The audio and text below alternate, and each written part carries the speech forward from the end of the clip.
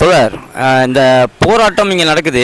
இந்த போராட்டத்தின் மூலிமா நீங்கள் சொல்ல வர கருத்து என்ன? அதாவது இப்போது பார்த்தீங்கன்னா நிறைய இடங்களில் ஆட்டோ டிரைவர்ஸ் வந்து போராட்டம் போராட்டம் போராட்டம்னு பண்ணிட்டு இருக்கீங்களே, என்ன காரணம்? கொஞ்சம் தெளிவான விளக்கம் சொல்லுங்கள் மக்களுக்கு.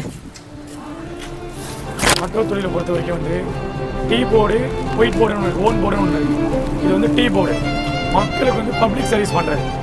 இந்த பப்ளிக் சர்வீஸ் மூலியமாக நாங்கள் வந்து நம்ம ஒரு கூடுதல் வருமானத்தை இல்லாமல் குறைவான ஒரு வருமானத்தில் குழப்பம் நாங்கள் எங்களுடைய வருமானம் ஓடிக்கிட்டு. இந்த ஆட்டோவுக்கு மட்டும்தான் வந்து மீட்டர் கட்டணம் இருக்குது. வேறு வேறு டாக்ஸிலாம் இருக்குது, அதுக்கெல்லாம் மீட்டர் கட்டணம் கிடையாது.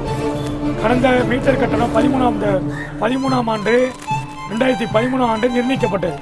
அதுலேருந்து இது வரைக்கும் விலைவாசி எல்லாமே உயர்த்தப்பட்டிருக்கு. மீட்டர் கட்டணம் மட்டும் உயர்த்தப்படலை.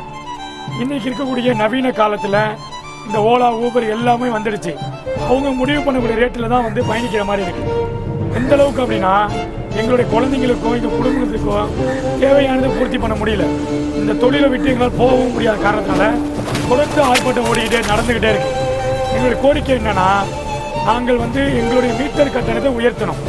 இன்றைய விலைவாசியில் இருக்கக்கூடிய பெட்ரோல் விலை எல்லா விலைவாசிக்கு தகுந்த மாதிரி மீட்டர் கட்டணத்தை வந்து உயர்த்த வேண்டும் சொல்லி அனைத்து ஆட்டோ கூட்டமைப்புக்கு சேர்ந்து எஸ்டிடியூ தொழில் சங்கம் சார்பாக ஆர்கே நகர் தொகுதி உள்பட்ட நான் பொறுப்பாளி, எஸ்டிடியூ பொறுப்பாளி, நாங்கள் எல்லாரும் சேர்ந்து இன்றைக்கி ஆர்ப்பாட்டம் பண்ணியிருக்கோம்.